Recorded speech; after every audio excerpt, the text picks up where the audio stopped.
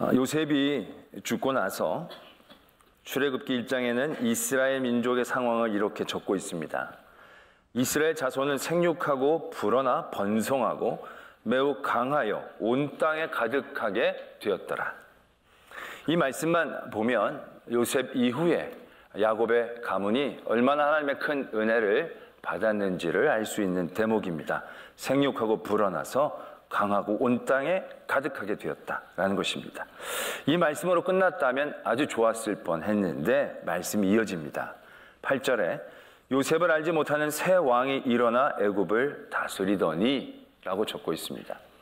요셉이 총리가 되었을 때는 애굽이 힉소스라는 왕조 시대였다고 합니다. 근데 이 왕조는 토착민이 아니었다라고 합니다. 그래서 외국인들에게 굉장히 관대했고 그들을 포용하고 그들을 등용했다고 합니다. 그래서 요셉과 야곱의 가문은 그 왕조 아래서 참으로 잘 지낼 수 있었던 것입니다. 근데 왕조가 바뀌면서 애굽 18왕조가 시작이 됩니다. 이 왕조는 토착민으로 이루어진 왕조라고 합니다. 그랬더니 정권이 바뀌게 되니까 어떻겠습니까? 전 정권에서 잘 나갔던 모든 사람들이 적이 되지 않겠습니까? 더군다나 이 요셉의 가문은 너무 사람이 많아진 거예요. 그래서 그 세워진 바로가 이렇게 생각합니다. 그가 그 백성에게 이르되 이 백성 이스라엘 자손이 우리보다 많고 강하도다. 자, 우리가 그들에 대하여 지혜롭게 하자. 두렵건대 그들이 더 많게 되면 전쟁이 일어날 때에 우리 대적과 합하여 우리와 싸우고 이 땅에서 나아갈까 하노라 라고 바로가 얘기를 합니다. 어떻게 보면 이건 너무 자연스럽고 당연한 생각이다라고 이해할 수 있습니다. 자기 민족도 아닌 민족이 자기 땅 안에서 자기 민족만큼 숫자가 많아진다면 굉장히 위협적이지 않겠습니까? 평시 때는 티가 안 난다 할지라도 전쟁 때 적군과 이스라엘 민족이 내통하게 된다면 방법이 없게 되어지는 상황이 이루어지는 겁니다. 그러니까 두려워할 수밖에 없죠. 그래서 대책을 내어놓습니다. 어떠한 대책을 내어놓느냐면 감독들을 그들 위해 세우고 그들에게 무거운 짐을 지워 괴롭게 하는 것이었습니다. 그렇게 괴롭게 탄압하면 위축될 줄 알았습니다. 근데 그의 정책이 실패합니다. 말씀은 이렇게 이어집니다. 그러나 학대를 받을수록 더욱 번성하여 퍼져갔다. 애굽 사람이 이스라엘 자손으로 말미암아 근심하게 되었다라는 것입니다. 그러면서 더 가혹하게 그들을 탄압함과 동시에 또 다른 일들을 벌이게 됩니다. 바로 왕이 히브리 산파들을 소집합니다. 그리고 산파들에게 얘기합니다. 너희들은 아이를 받을 때 여자아이면 살리고 남자아이들은 죽여라. 명령을 내립니다. 근데 이 히브리 산파들이 하나님을 두려워하는 마음 가운데 도저히 그렇게 할 수가 없는 겁니다. 그래서 남자아이들이 태어나도 그대로 받아줍니다. 바로가 그 얘기를 듣고 다시 불러드립니다. 왜 남자아이들이 살아있느냐고. 그때 이 산파들이 이렇게 얘기를 합니다. 히브리 여인들은 애굽의 여인과 달라 너무 건강합니다. 그래서 진통이 시작한다고 가서 보면 이미 나아버립니다. 이미 낳은 아이를 우리가 어찌할 수 있겠습니까? 이렇게 지혜롭게 얘기를 합니다. 그래서 이 산파들은 하나님의 큰 은혜를 받게 된다고 적고 있습니다. 그런데 이 출애굽기 1장 마지막 절이 이렇게 끝나고 있습니다. 그러므로 바로가 그의 모든 백성에게 명령하여 이르되 아들이 태어나거든 너희는 그를 나일강에 던져라. 이스라엘을 향한 두려움과 공포가 이런 반인륜적인 명령을 내리게 하고 있는 것을 보게 됩니다. 이제 이스라엘 민족은 정말 절체절명의 위기에 빠지게 됩니다. 그들은 그 이전에는 같은 민족으로 여길 수 있었겠지만 감독들을 세우는 그 이후로 그들은 종으로 전락합니다. 노예로 전락합니다. 그러면 그 안에서 가혹하게 학대를 당하게 되고 이제는 아들이 나면 강물에 던져야 되는 그런 신세가 되어버립니다. 그런데 그때 하나님이 모세를 잉태케 하십니다.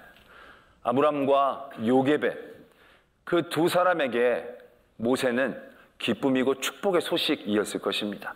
아이가 생겼다는 건 모든 가정엔 큰 기쁨의 이야기일 것입니다. 그러나 그 모세는 기쁨과 동시에 걱정거리가 됩니다. 아, 이 아이가 아들이면 어떡하나? 딸이라면 살릴 수 있지만 이 아이가 아들이면 어떡할까? 기쁨과 동시에 걱정과 긴장감과 두려움이 생기게 되어집니다. 결국 모세가 태어났는데 남자아이였습니다. 근데 그때 성경은 이렇게 적고 있습니다. 모세가 남자로 태어났는데 죽일 수가 없었습니다. 던질 수가 없었습니다. 왜? 아름다웠기 때문에. 히브리서는 아름다움을 보고 석 달 동안 키웠다. 출애굽기에서는 잘생긴 걸 보고 석 달 동안 키웠다. 이렇게 말씀이 적혀져 있습니다. 하나님의 위인들, 그들이 태어날 때 하나님이 특별한 말씀을 주시거나 계시를 주시는 경우들이 있었습니다. 야곱이 태어날 때 하나님께서는 야곱의 부모들에게 이렇게 말씀하셨습니다. 얘는 둘째가 중요하다. 큰 자가 작은 자를 섬길 것이다. 야곱에게 하나님께서는 그렇게 부모님들에게 이미 계시를 내려주신 거예요. 삼손은 어떻습니까? 마노아가 자녀를 못 낳고, 삼손의 부모가 자녀를 못 낳고 있으니까 하나님의 사자가 삼손의 부모를 찾아옵니다. 그리고 그 부모에게 얘기합니다. 너에게 자녀가 생길 것이라고. 그리고 그 자녀의 육아법까지도 가르쳐 주십니다. 이 자녀는 나실인으로 키우라고. 삭도를 대지 말고 포도를 먹지 말고. 아예 그런 육아법까지 계시 주면서 나온 게 삼손이에요. 세례 요한도 그렇지 않습니까? 세례 요한도 하나님께서 그 부모에게 이 아이가 어떤 아이인지 어떤 일을 할 것인지 계시를 해 주시지 않습니까? 그런 계시를 받고 이 아이를 가지고 잉태했을 때 얼마나 소중하게 느낄 수 있었겠습니까? 그런데 모세는 어떻습니까? 모세는 삼손, 세례 요한 이분들과 견주어 조금 더 뒤지지 않는 분이에요. 굉장히 귀한 역할을 하신 분이에요. 그들을 400년 동안 종살이 했던 민족을 호롤단신으로 이끌어낸 사람이에요. 40년의 광야 시대에 독보적인 지도자로 민족을 이끌고 살렸던 사람이에요. 이 사람은 이스라엘 역사적으로나 기독교 역사적으로나 영적으로나 정말로 앞서면 앞섰지 절대로 뒤지는 인물이 아니에요. 정말로 중요한 인물이잖아요. 그런 이 모세가 태어날 때 하나님께서는 그 모세 부모님들에게 무언가 언지를 좀 주셨어야 하지 않겠는가 라는 생각을 해보게 됩니다. 왜냐하면 이렇게 중요한 인물인데 셋째로 태어났죠. 분위기 살벌하죠. 얘 때문에 가족이 위기에 처할 수 있게 되니까 슬그머니 이 나일강에 던져버리면 어쩔 뻔했어요. 그러면 그런 위험 부담이 있으니까 하나님이 계시로 얘는 민족을 이끌 사람이야. 얘는 절대로 살려야 돼. 이런 계시나 언약이나 주셨으면 훨씬 더 좋았겠다라는 생각을 해보게 됩니다. 그런데 이런 모세의 탄생 가운데 하나님의 어떤 언지나 계시나 특별함이나 탁월함은 전혀 없습니다. 태어난 것도 셋째로 가장 위기의 시기에. 그런데 이 모세에게 주어진 하나의 은혜가 있다면 잘생김이라는 거예요. 아름다움이라는 거예요. 갑자기 얼마나 아름답길래. 솔직히 요즘 같으면 애가 태어났는데 너무 예뻐요. 그러면 뭔가 그려낼 수 있죠. 얘 진짜 예쁘다. 얘 잘 키워서 아이돌이나 배우로 세우면 내가 미운 오리 새끼도 출연할 수 있고 여러 가지 덕을 볼 수 있지 않겠나. 그런 가능성을 그려낼 수 있겠죠. 그런데 당신은요, 잘생기게 큰 의미가 없는 시기예요. 잘생겨봐야 잘생긴 종으로 살 뿐이에요. 얼굴 파먹고 사는 시대가 아니었다는 얘기예요. 잘생김이 그렇게 큰 미래를 보장할 수 없는 시기 가운데 잘생긴 걸 보고, 그리고 이 잘생겼다는 얘기가 솔직히 동네 사람들 10명이 다 모여가지고 다 보고 다 잘생겼다고 얘기한 게 아니에요. 갓난아이를 낳았는데 부모가 보고 잘생겼다는 거예요. 부모가 보고 아름답다고 얘기하는 거예요. 이거 얼마나 주관적입니까? 자기의 안 예쁘고 안 아름다운 사람이 누가 있겠습니까? 아니, 그리고 또 저는 좀 그런 생각을 해보는 게요. 지금 얘는 갓난애기예요, 갓난애기. 근데 갓난애기가 잘생기고 못생기게 변별력이 있습니까? 그냥 조그만 것 안에 뚫리고 구멍 나고 입 벌리고, 그럼 작은 게 예쁘지 예쁜 아기, 예쁜 갓난아기, 안 예쁜 갓난아기 차이가 얼마나 날까요? 저는 저희 아이가 처음 나왔을 때 좀 많이 마음이 무거웠습니다. 이렇게 막 묻고 막 이렇게 나오잖아요. 깨끗하게 막 애가 뽀송뽀송해서 나오는 게 아니에요. 나와보신 분들, 나는 안 낳았지만 나와보신 분들 봐서 아는데 애기가 그렇게 안 나와요. 정말 애가 나올 때 진짜 날 것 그대로 나오죠. 근데 그 아이가 막 예쁘다? 객관적으로 그게 예쁘기는 쉽지 않을 거예요. 낳고 나서 이렇게 봤을 때 어떤 분이 야, 당신 닮았다 그러면 별로 기분이 안 좋. 그런데 이제 그 아이가 크면 지금 우리 애들 잘생겼습니다. 지금은 아주 예쁜데 갓난 애기 때는 안 그랬다는 얘기죠. 그 애가 잘생겨봐야 애가 아름다워봐야 애가 그 가족의 생명을 걸 만큼 잘생김과 아름다움이 있다? 뭔가 그 힘이 거기까지 닿지 않을 것 같은 생각이 있다는 거죠. 그리고 진짜로 모세가 그렇게 객관적으로 잘생겼다 보긴 쉽지 않습니다. 왜냐하면 3개월 뒤에 결국 이 요게벳이 모세를 상자에다가 넣어서 강물에 띄우잖아요. 그때 애굽 공주가 그 아이를 발견합니다. 그때 공주가 어떻게 반응을 하느냐면 아이가 우는지라 그 아이를 불쌍하게 보고 이렇게 얘기했다는 겁니다. 히브리인의 아이구나. 별 감흥 없이 상황에 대한 동정 가운데 모세를 받아들인 거예요. 상자를 열었더니 우와 예쁘다 이게 아니래. 우와 귀엽다 이게 아니에요. 히브리인이구나. 이 뜻이 무슨 의미이겠습니까? 군인들이 보면 군인들 안에 급이 있습니다. 잘생긴 군인, 못생긴 군인, 멋있는 군인, 안 멋있는 군인이 있습니다. 그래서 민간인들이 보면요 다 군인이에요. 잘생겨봐요, 못생겨봐요. 그게 그건 거예요. 애굽의 공주인에게 히브리 아이는 그러한 개념인 거예요. 그러니까 모세가 외적인, 객관적인, 세상적인 모습으로 모든 위험과 두려움을 이길 만큼의 잘생김, 그건 아니었을 것이다라는 얘기예요. 그렇다면 그 잘생김과 아름다움은 어떤 의미를 가지고 있느냐? 사도행전 7장에 보면 스데반이 마지막 설교를 할 때 이렇게 설교를 합니다. 모세가 낳는데 하나님 보시기에 아름다운지라 이렇게 설명을 하고 있습니다. 모세의 부모님들이 모세가 낳는데 아름답게 보이는 거예요. 너무 잘생겨 보이는 거예요.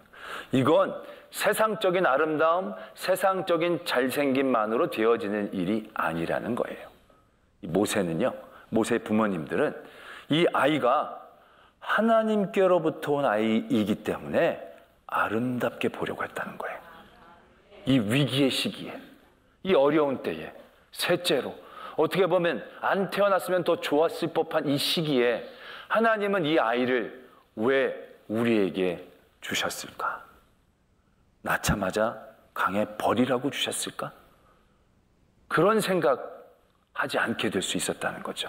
보면 모세의 부모에겐 이름이 있었어요. 아브람과 요게벳이라는.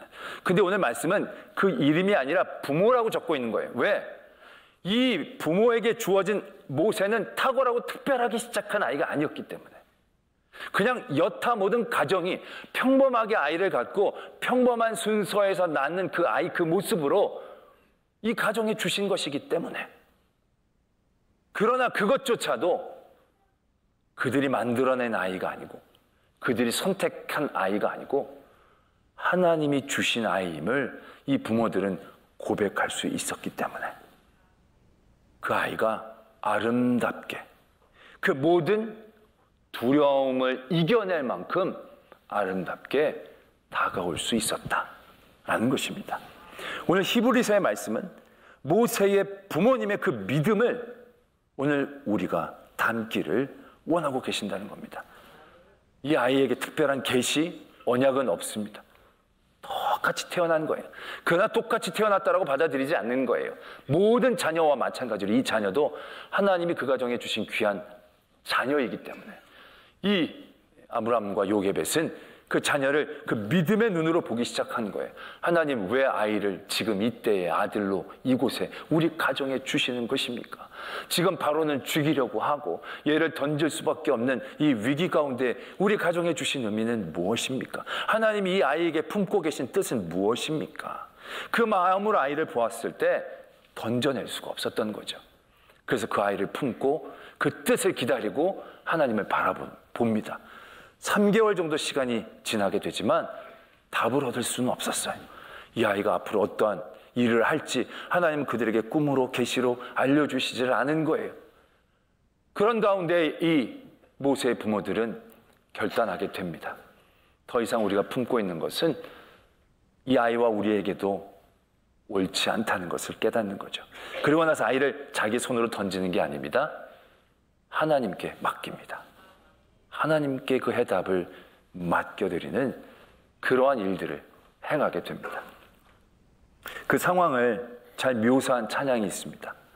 요게벳의 노래라는 찬양이 있습니다. 그 가사가 이렇게 되지요. 작은 갈대 상자 물이 새지 않도록 역청과 나무 진을 칠하네. 어떤 마음이었을까 그녀의 두 눈엔 눈물이 흐르고 흘러. 동그란 눈으로 엄마를 보고 있는 아이와 입을 맞추고 상자를 덮고 강가에 띄우며 간절히 기도했겠지.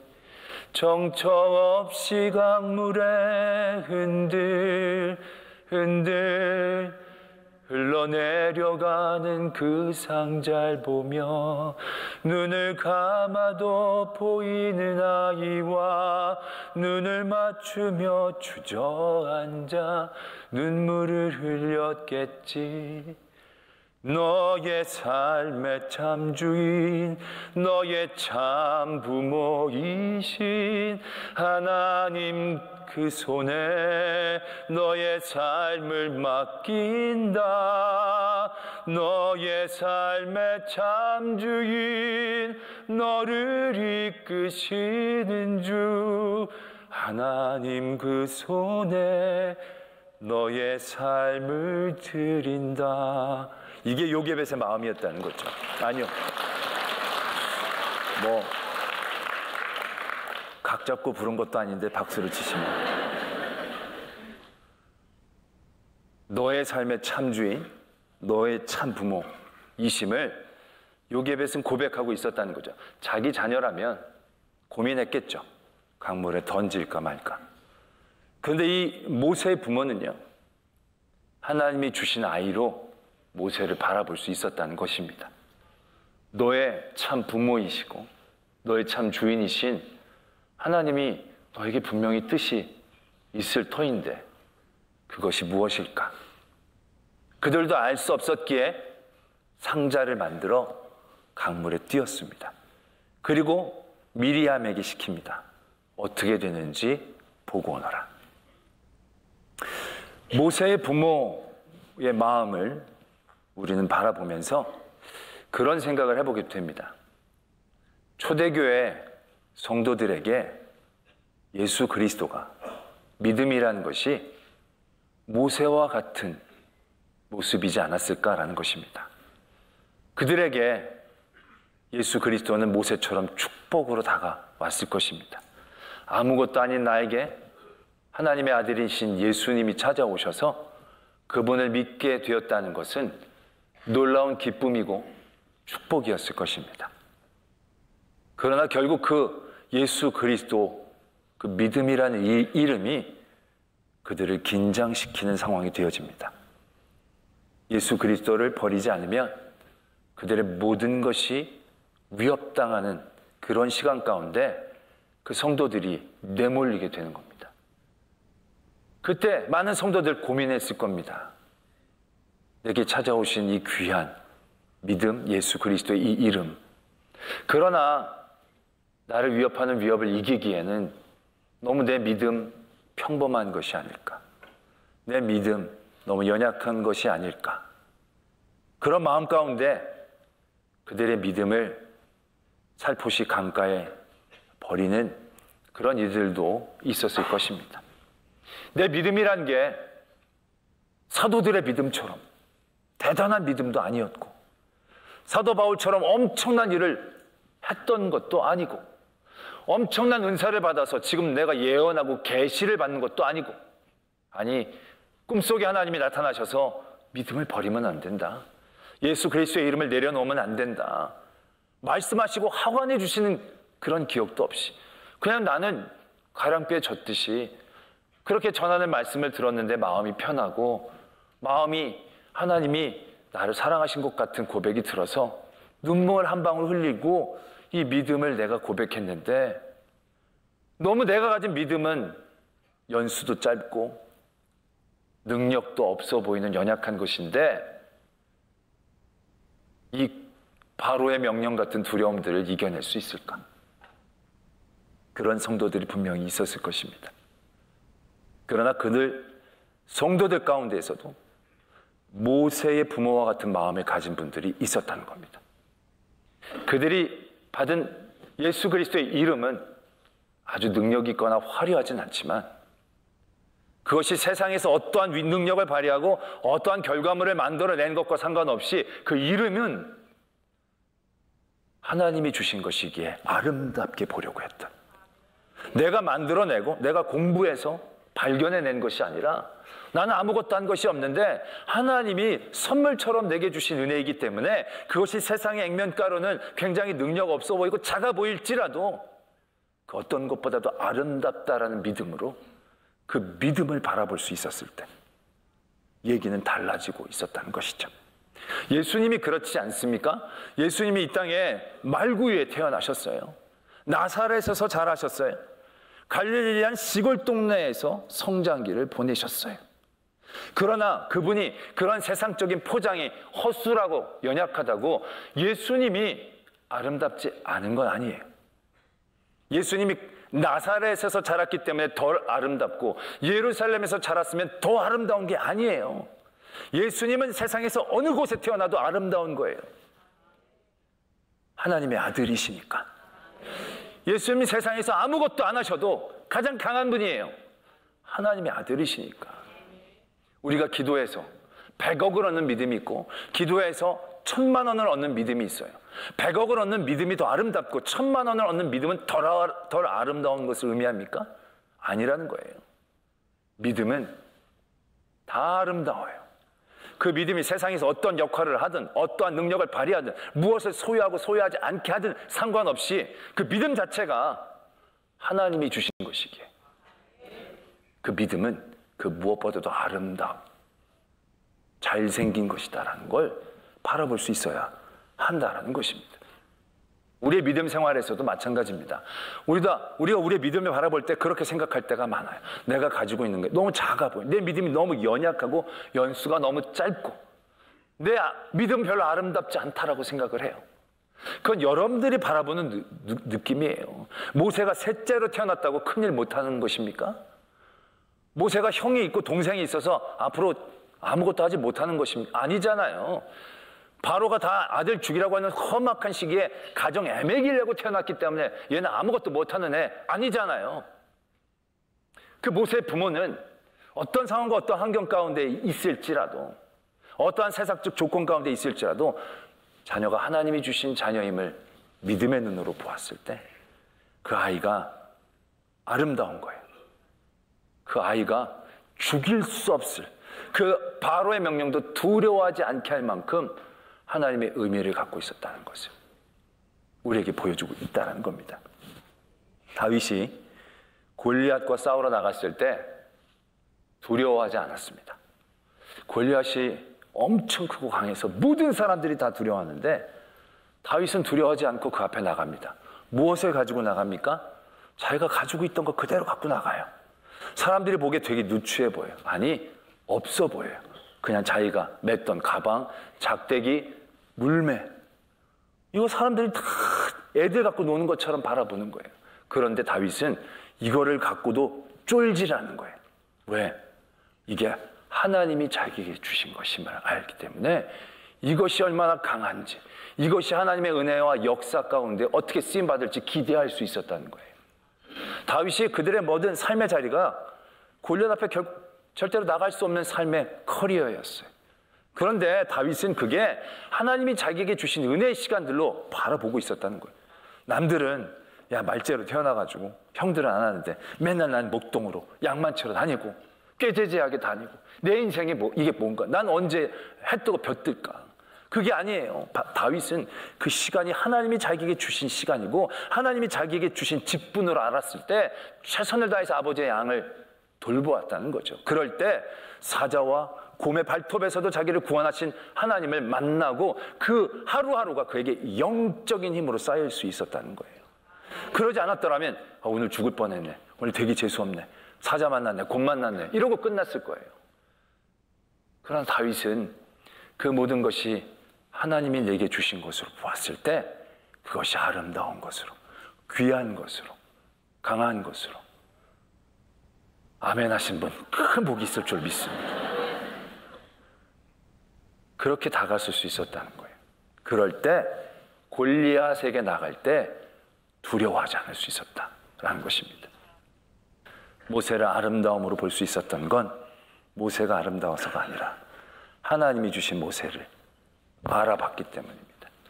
그런 하나님이 주신 것을 하나님이 주신 가치로 바라보며 그 안에 하나님의 숨은 계획과 아름다움을 발견해 세상의 모든 두려움을 이겨낼 수 있는 저와 여러분들이 되어지기를 도전합니다. 기도하겠습니다.